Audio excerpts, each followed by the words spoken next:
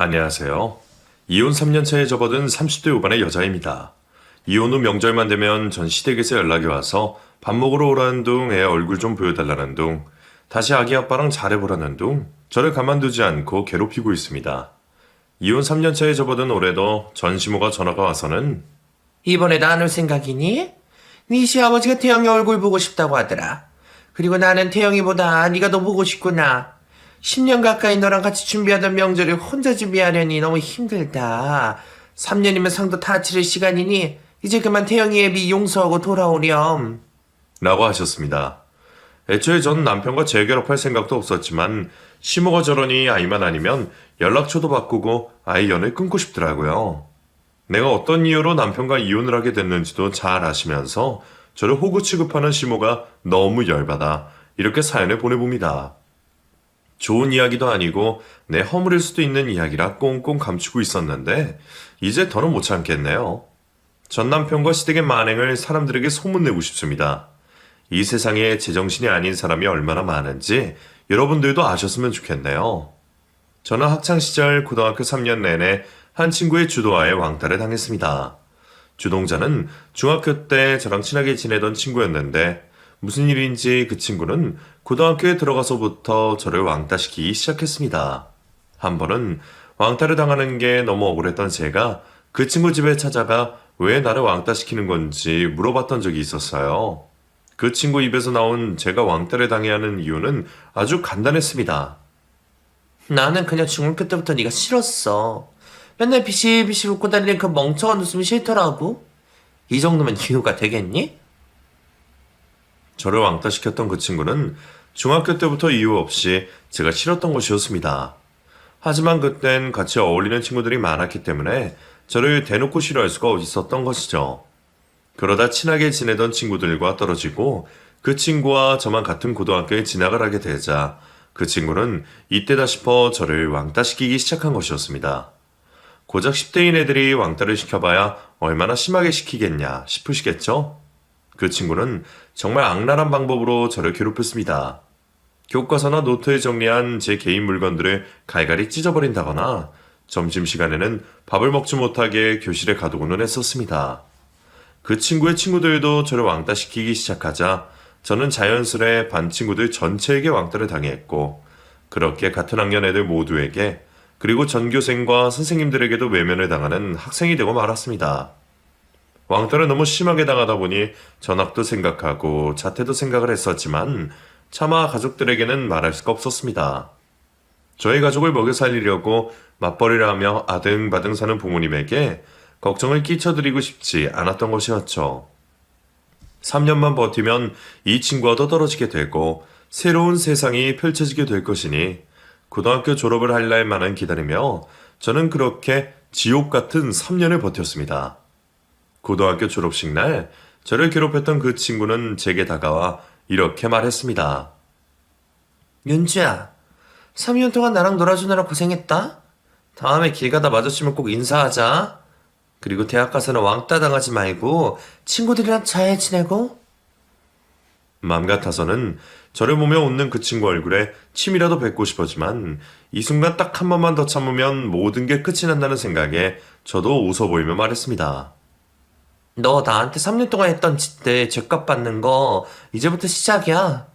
우리 다시는 마주치지 말자. 3년 동안 괴롭힘을 당한 거에 비해 그리 독한 말은 아닐 수도 있지만 저는 인과응보를 믿었기 때문에 굳이 더 많은 말을 하지 않아도 된다고 생각했습니다. 내가 복수하려고 하지 않아도 저를 괴롭혔던 그 친구는 알아서 벌을 받으리라 믿었거든요. 고등학교 졸업을 하면 저는 그 친구에게서 벗어날 수 있을 거라고 생각했습니다. 하지만 그 친구가 없는 대학을 가서도 저는 그 친구에게 벗어날 수 없었어요. 3년 동안 친구들에게 왕따를 당하고 괴롭힘을 당하며 살았던 저의 성격이 많이 달라졌기 때문이었습니다. 사람들이 무섭고 새로 만나게 된 사람들도 저를 미워하고 이상하게 보지는 않을까라는 섣부른 걱정이 앞섰기 때문이었죠. 그래서 저는 대학을 가서는 자발적으로 혼자 지냈습니다. 먼저 다가와준 친구들도 있었지만 제가 소극적이고 겁을 먹으니 그 거리가 쉽게 좁혀지지 않았어요. 그렇게 외로운 신입생 생활을 보내고 있던 중 늘 사람들 뒤에 숨어만 있던 저를 밖으로 꺼내준 사람이 있었습니다. 당시 복학생 선배였던 저의 전 남편이었습니다.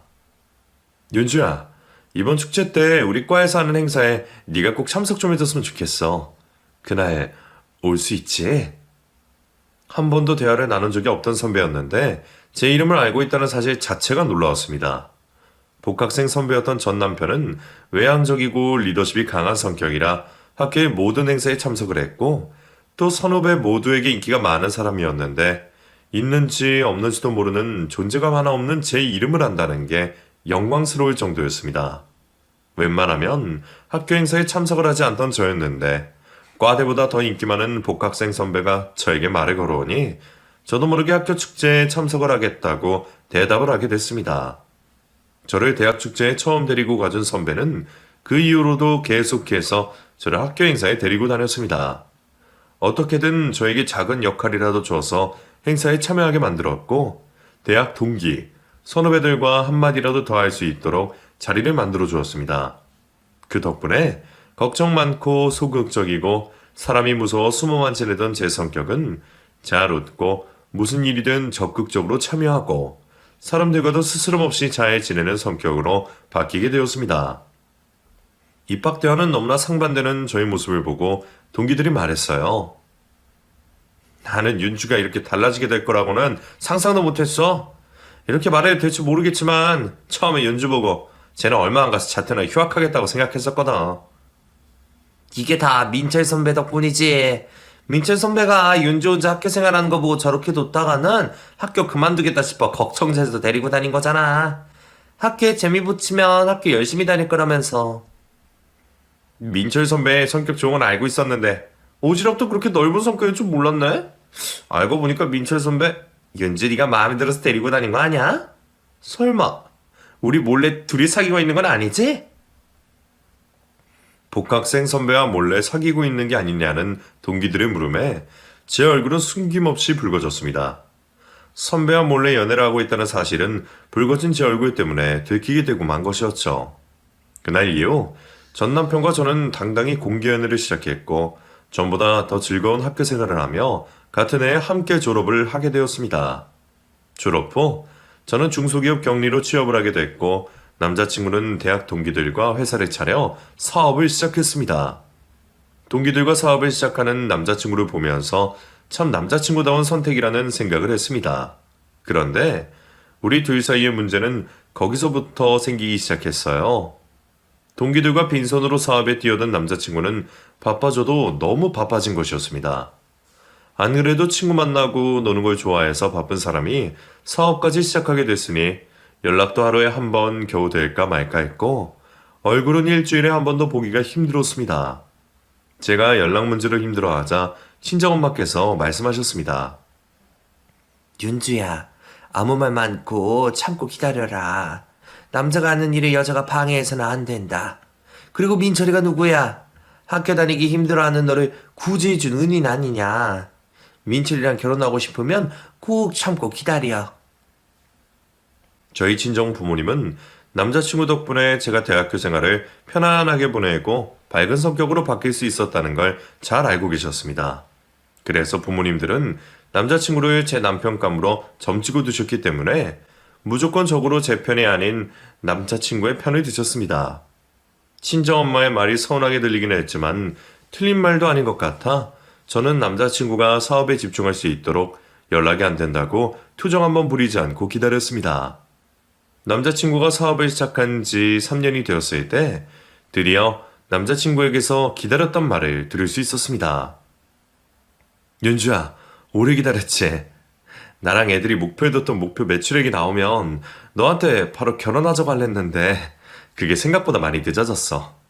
이제 그 목표 매출액 달성했으니까 우리 올겨울에 결혼하자. 내가 너 호강시켜줄게. 남자친구 입에서 결혼 이야기가 나오자 엄마 말을 듣고 참고 기다린 보람이 있었다는 생각이 들었습니다.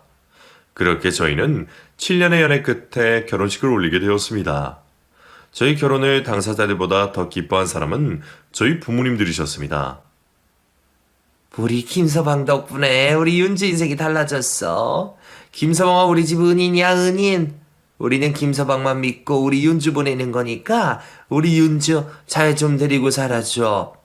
윤주가 마음에 안 드는 짓 하더라도 마음 넓은 김서방이 잘 보듬어서 살아줬으면 하네. 장모님, 걱정 마세요. 윤주 알아서 잘하는 애라 저는 걱정 없습니다. 저희 둘 부모님들께 걱정 안 끼치고 잘 살아보도록 할게요. 저희 부모님이 사이를 극진히 모시는 듯한 모습을 보고 저는 마치 문제아인 제가 운 좋게 남편에게 시집을 가게 된 것 같은 이상한 기분이 들었습니다. 그래도 서로가 좋아서 아쉬울 것 없으니 결혼을 하게 된 건데 친정 부모님이 저러시니 제가 남편에게 납작 엎드리고 살아야 될 것 같은 느낌이 들어 부모님께 적당히 좀 하면 안 되냐 말했습니다.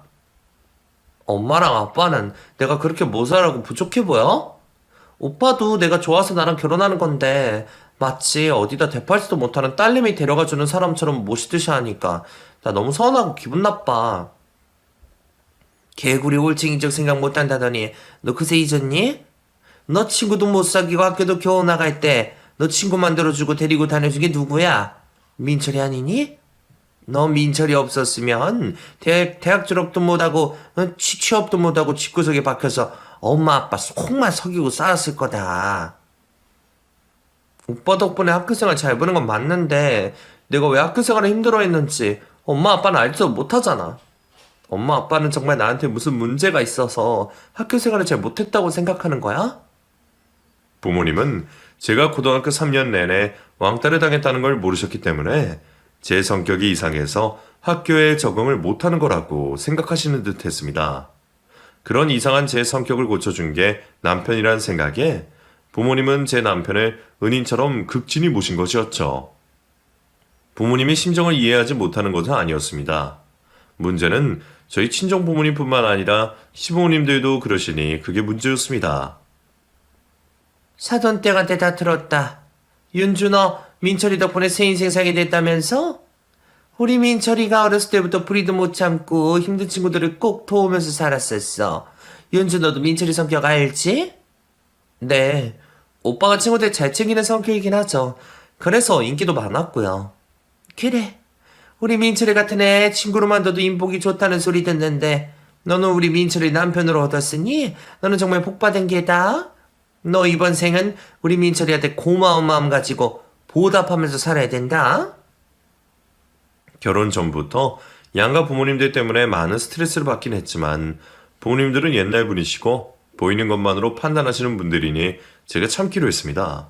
그리고 양가 부모님들이 그렇게 말하지 않아도 저는 사업하는 남편 뒷바라지를 묵묵히 잘하는 남편만의 조강지처가 될 생각이었습니다. 그러나 남편과라는 살면서는 조강지처인 제 꿈을 이루기란 결코 쉽지 않았습니다. 결혼 전에도 사업하느라 친구를 만나서 노느라고 바쁜 남편의 얼굴을 보기도 힘들었는데 결혼 후도 별반 다를 게 없었습니다. 어찌나 모임이 많은지 퇴근하고 집에 바로 들어오는 날이 없었습니다. 남편은 일주일 내내 모임을 가졌고 모임이 없다 싶으면 또 회식을 해야 된다며 새벽이 되어서야 집에 들어오는 일이 허다했습니다. 처음엔 저도 참았습니다. 친정엄마께서 그런 남편을 보며 김서방은 사업하는 사람이니 네가 이해해야 된다. 매달 돈 벌어다 주는 것만으로도 감사해라. 라고 하시며 저를 꼼짝도 못하게 만드셨기 때문이었죠.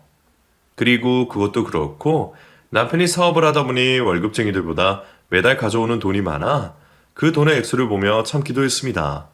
하지만 결혼 후 신혼 1년 동안 칼퇴근을 하고 제 시간에 집에 들어오는 모습을 단 한 번도 보여주지 않는 남편의 모습에 저는 결국 참지 못하고 폭발해버렸습니다.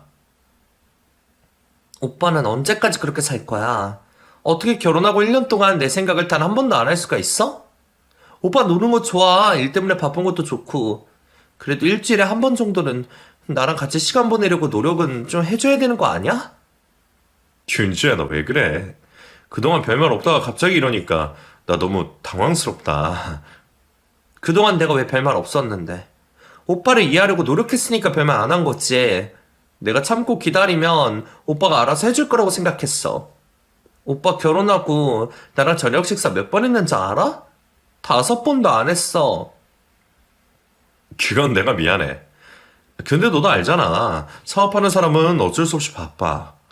그리고 내가 저질러 놓은 일이 너무 많아서 그 일들 수습하는 것만으로도 정신없다고. 그리고 너도 나 없으면 네 시간 보낼 수 있어서 좋잖아. 다른 여자들 반찬 걱정할 때 너는 너 먹을 것만 생각하면 되니까 얼마나 편해. 남편은 제 말을 대수롭지 않게 여겼습니다. 사업하는 사람이니 그럴 수 있고 모임이 많아서 그럴 수 있다는 식이었어요. 그리고 자기 때문에 제가 자유로워지는 게 아니냐는 듯이 말을 했었죠. 하루는 남편 때문에 너무 속상해서 엄마에게 속상한 마음을 털어놨더니 저희 친정엄마는 여전히 사위편만 들었습니다. 사업하는 사람이 그럴 수도 있지. 엄마가 결혼 전부터 말했잖아. 민철이 말 잘 듣고 모시면서 살라고. 민철이도 다 생각이 있으니 그러는 거 아니겠냐? 이 철딱선이 없는 것이다. 친정엄마는 오히려 저를 혼내셨습니다. 친정엄마까지 그러시니 정말 세상에 제 편은 아무도 없는 것 같은 기분이 들었어요.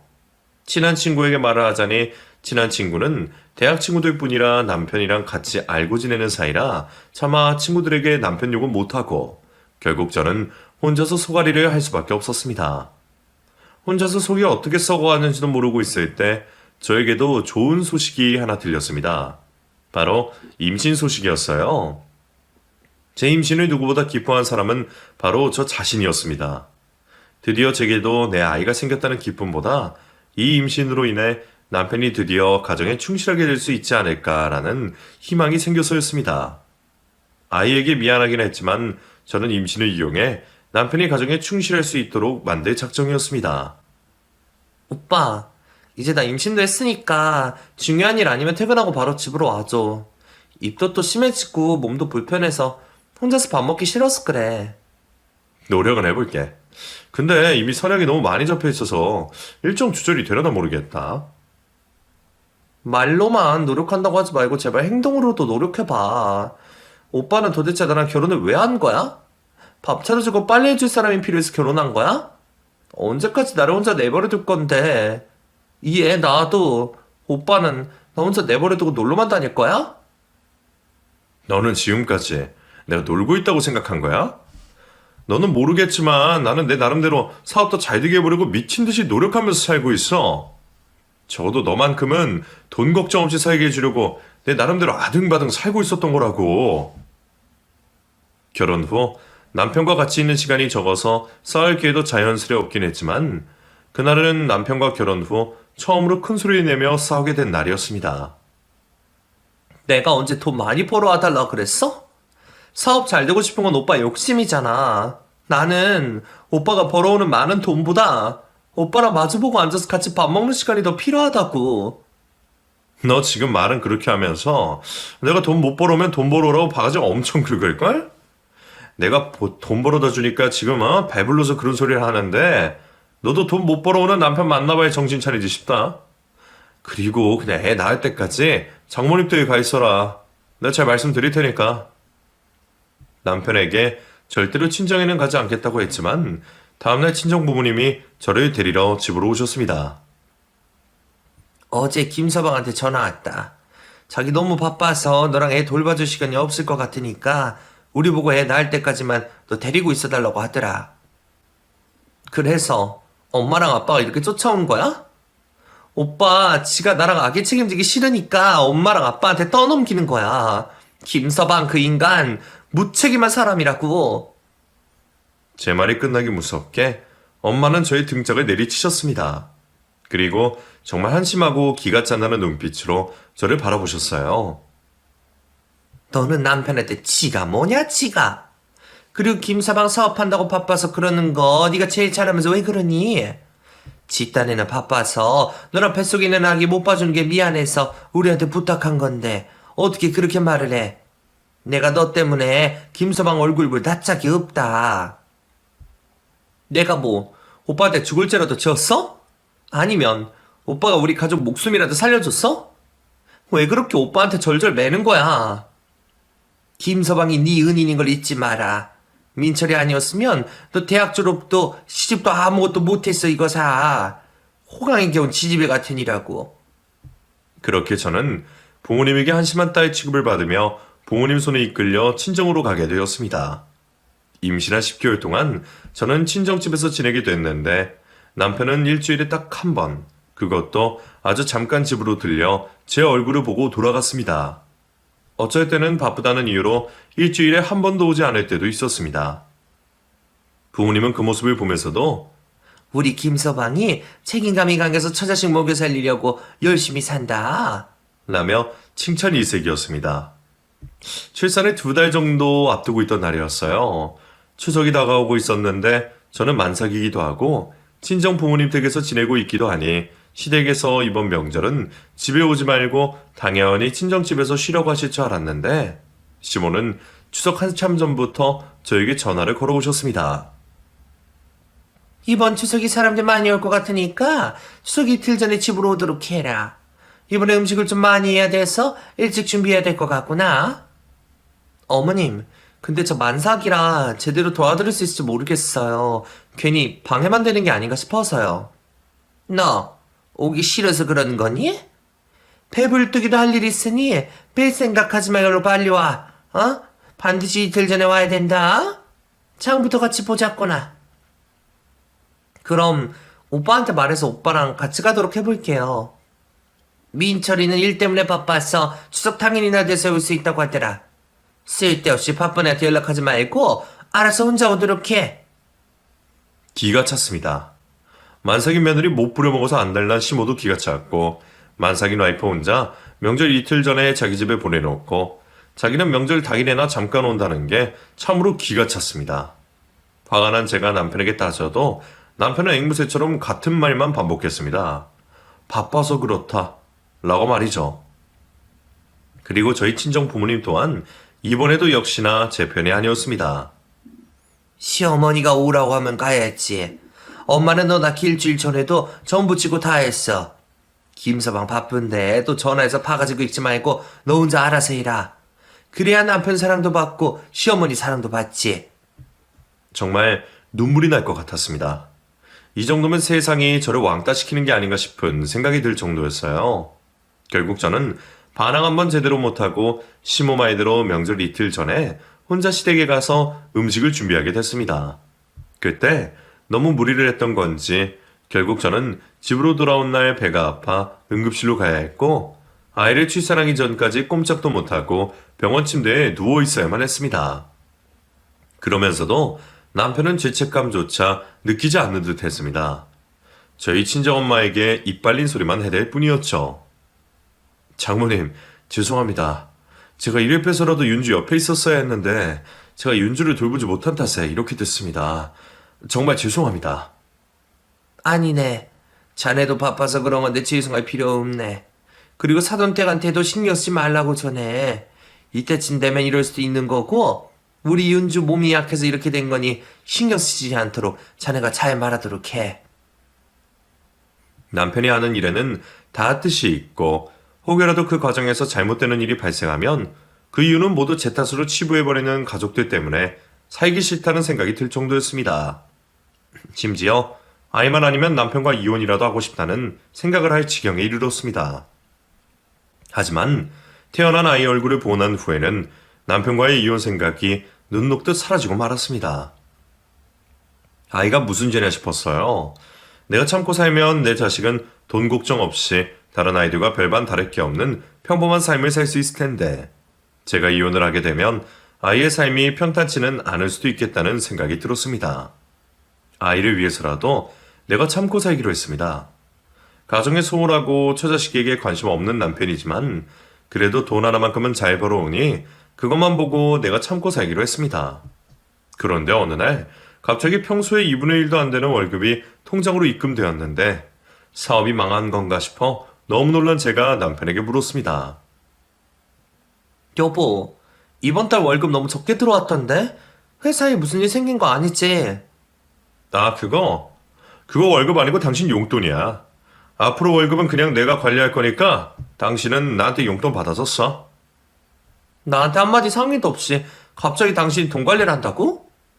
지금까지 내가 별 문제 없이 관리했으니까 그냥 내가 계속 관리할게. 당신 어차피 용돈 개념 없이 쓰고 싶은 대로 썼었잖아. 내가 벌어오는 돈 내가 관리하는 게 맞는 것 같아. 주변 애들도 자기가 번 돈은 자기가 관리하고 와이프한테 용돈 주는 식으로 한다고 하더라고. 너무 서운하게 생각하지 말고 내가 준 용돈으로 생활비 쓰고 모자라면 말해. 집안의 경제권까지 뺏어가 버리는 남편을 보면서 이 사람의 속마음이 궁금했습니다. 그전까지는 남편이 사람을 워낙 좋아하고 노는 걸 너무 좋아서 밖으로 놔두는 거라고 생각을 했었는데 경제권을 상의 한마디 없이 가져가 버리니 오만 생각과 의심이 계속해서 피어났습니다. 하지만 제가 아는 남편은 사람을 좋아했던 것 뿐이지 저 몰래 뒤에서 다른 짓을 할 양반은 못 된다는 생각에 떠오르는 많은 의심들을 접어두기로 했습니다. 아이를 낳은 후에도 남편은 가정에 관심을 가지기는커녕 오히려 더 많은 취미와 모임들을 만들어 나갔습니다. 이미 진작에 남편을 포기하기로 마음먹은 저는 남편이 집에 들어오든 말든 신경도 쓰지 않았고 결혼은 그냥 나 혼자 한 거라고 생각하며 지냈습니다.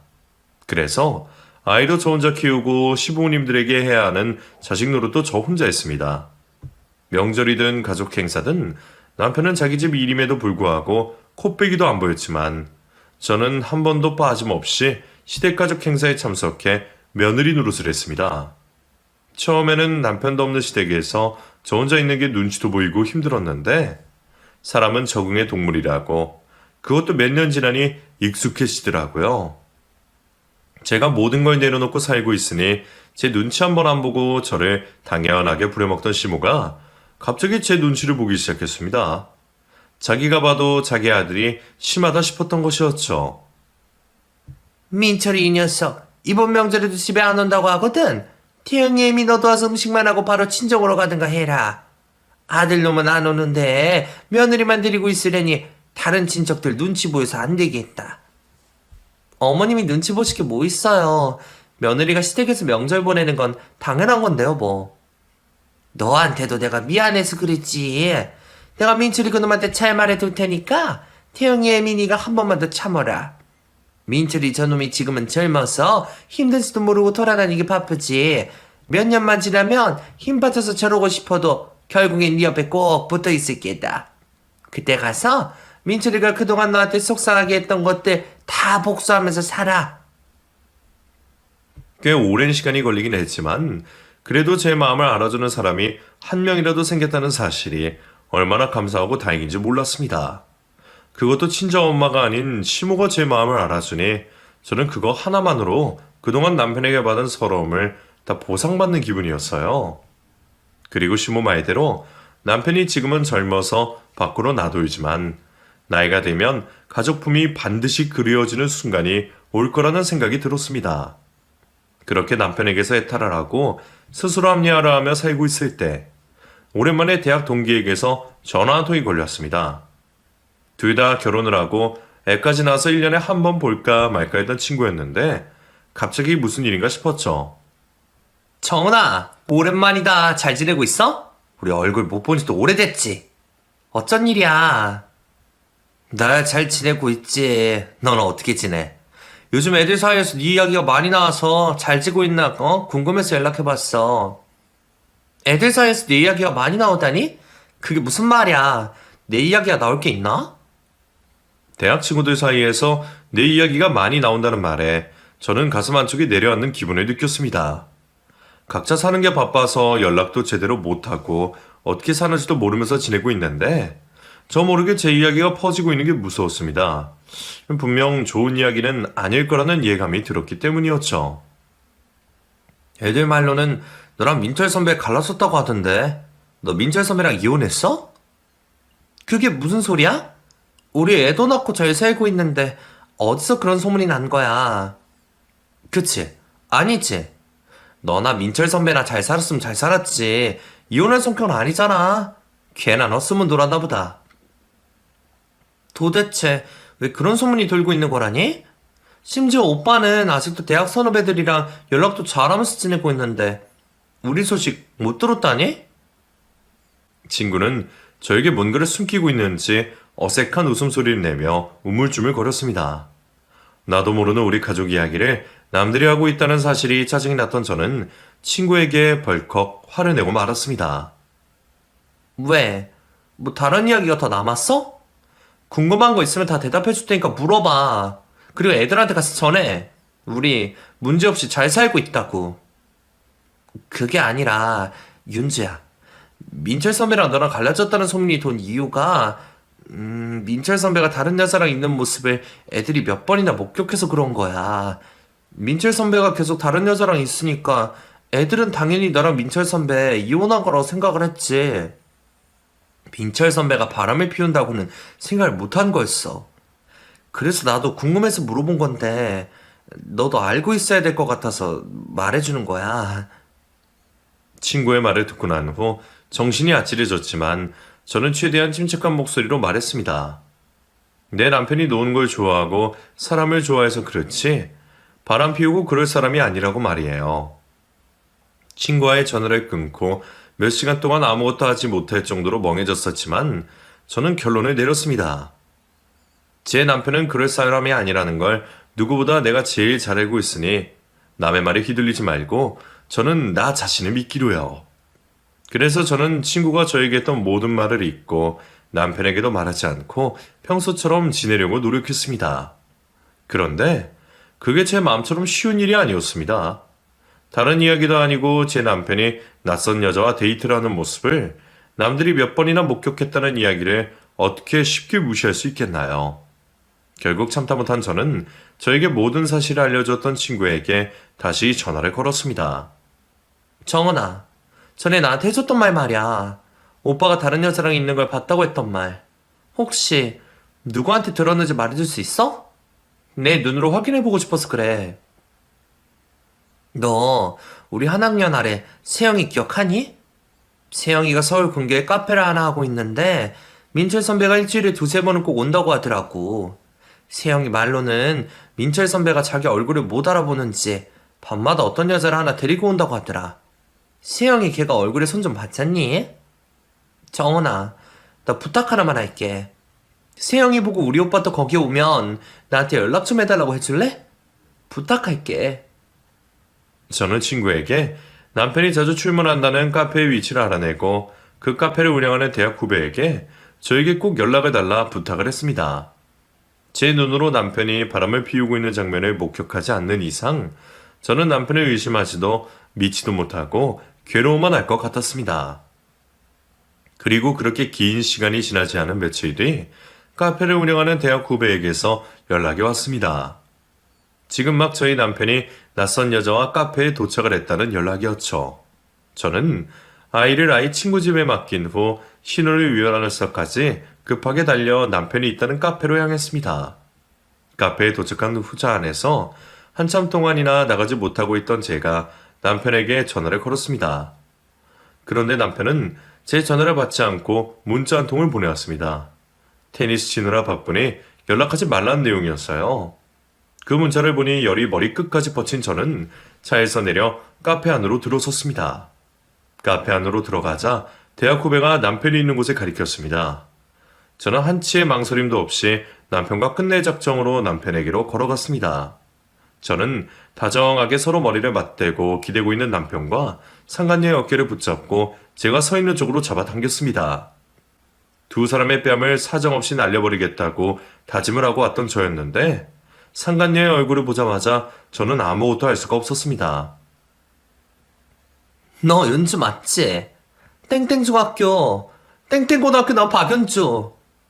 나 미희야, 미희, 채미희. 기억하지? 남편이 바람 피우고 있던 상간녀는 다름 아닌 저를 고등학교 3년 내내 괴롭히고 왕따시켰던 그 친구였던 것이었습니다. 악연도 이런 악연이 없었어요. 그리고 어찌나 뻔뻔하던지 그 친구는 저를 보며 놀라기는커녕 오히려 반가운 표정을 지어 보였습니다. 그 친구와는 말도 섞기 싫었던 제가 남편에게 말했습니다. 고등학교 3년 내내 나 왕따시키고 괴롭혔던 친구 있었다고 내가 당신한테 말한 적 있었지. 걔 때문에 내 인생 다 망가진 것 같아서 포기하려고 했었다고. 그래서 대학 가서도 사람이 무서워서 숨어 다녔다고 했었잖아. 그때 당신이 그 이야기를 듣고 뭐라고 했더라?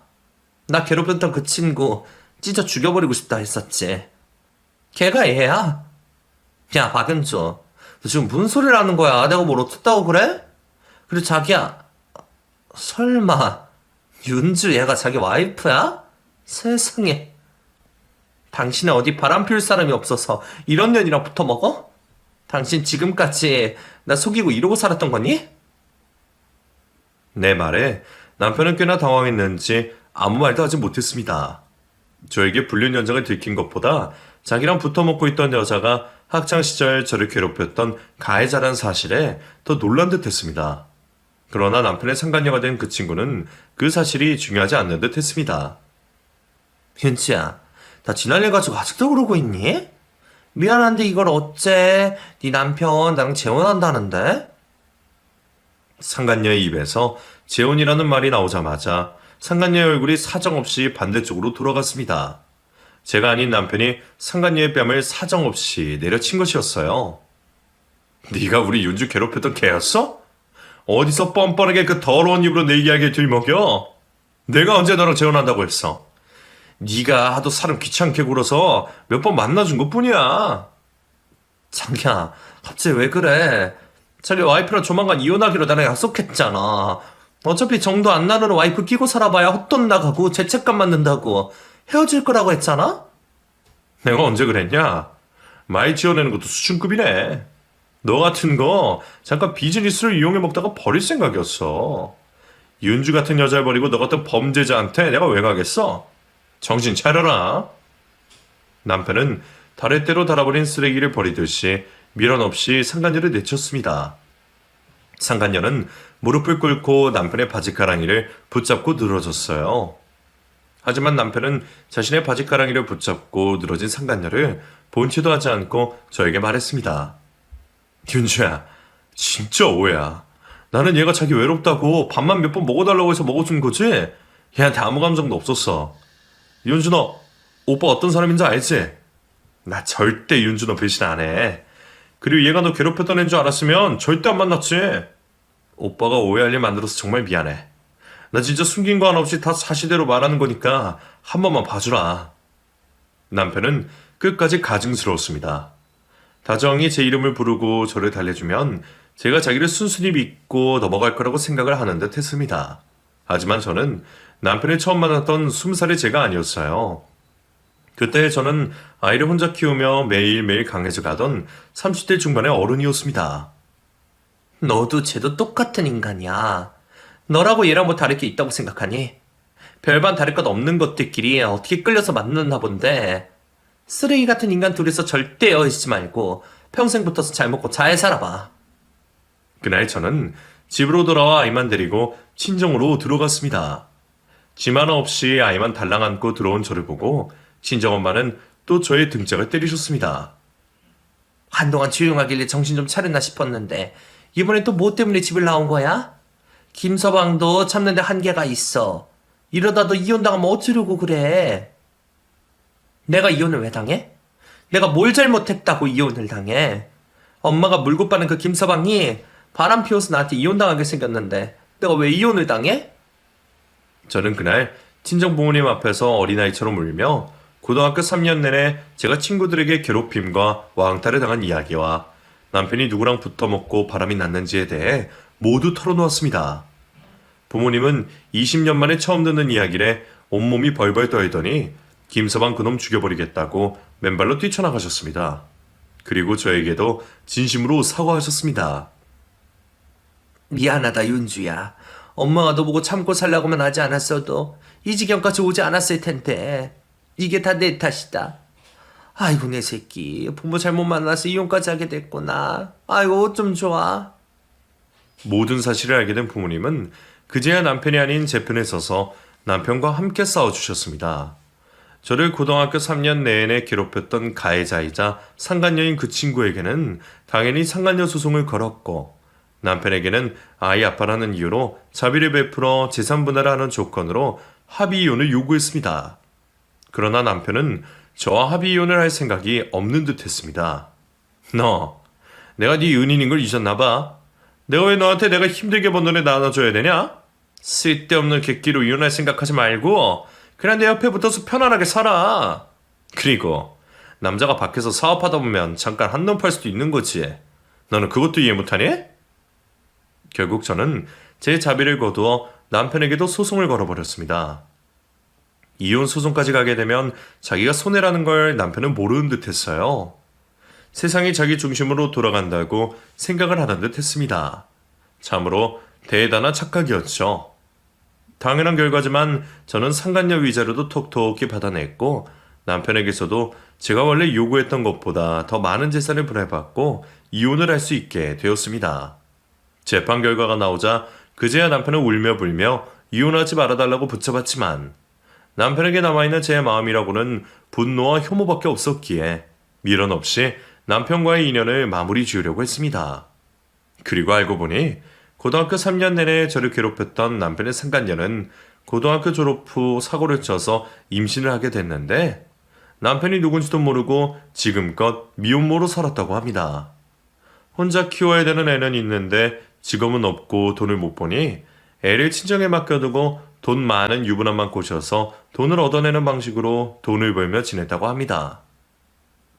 그렇게 상간녀 소송을 몇 번이나 당하면서도 정신을 못 차리고 계속해서 돈 많은 유부남만 찾아다니다 기어코 저에게도 상간녀 소송을 당하게 되고 만 것이었죠. 저에게 상간녀 소송을 당했던 그 친구는 몇 번이나 저를 찾아와 무릎을 꿇고 빌면서 소송을 취하해달라고 했지만 제가 그렇게 해줄 이유도 마땅히 없을 뿐더러 잘못을 했으면 벌을 받아야 된다는 생각에 소송을 취하지 않았던 것이었습니다. 상간녀와 저의 인연은 그렇게 끝이 났는데 왜 전남편과의 인연은 왜 이리 쉽게 끊기지 않는지 모르겠습니다. 아직도 저와의 재결합을 원하고 있는 남편과 시댁 식구들은 왜 우리의 인연이 악연이라는 걸 알지 못하는지 정말 너무 답답합니다. 어떻게 하면 이 지긋지긋한 남편과의 악연을 끊어낼 수 있을까요?